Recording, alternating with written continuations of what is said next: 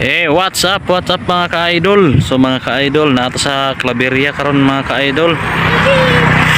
Nato diri sa Puskahoy. Puskahoy ganing Tambubuan. So natay gilakaw diri related sa tong trabaho. So mga ka-idol, kumusta ang lahat? So talagang napakaganda ng views dito, no, sa Claveria. So kung makikita natin, malawak ang maisan dito mga ka-idol. So hindi na ako magtatagal, ipapakita ko na sa inyo ang Tambubuan. Mauna din mga ka-idol ang view din sa Tambubuan ng area mga ka-idol. Taas kayo yung mga maisan din mga ka-idol. Kayo mga ka-idol. So mahilig man tag farm.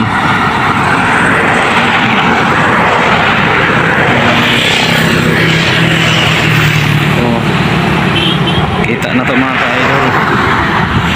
Sudaghan patag malabyan karon. Sumauna diha. Dito pa nindot gyapon nga views.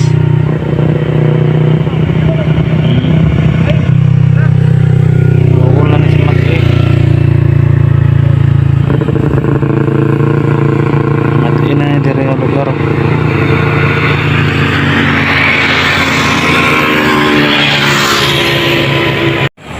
Luwag ay nga farm.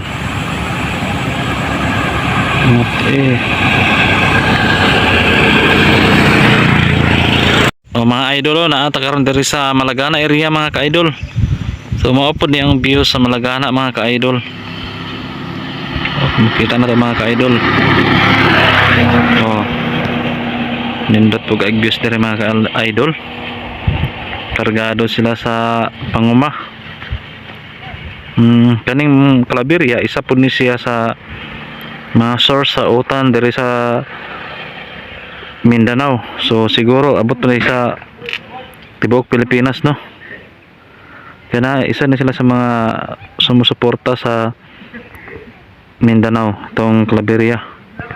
So kung makikita natin, malawak ang taniman dito. Ayan, no.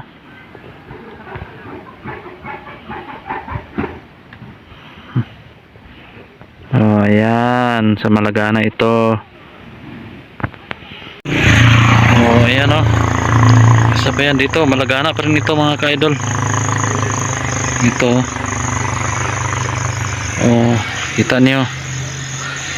Napaka berde na mga damo.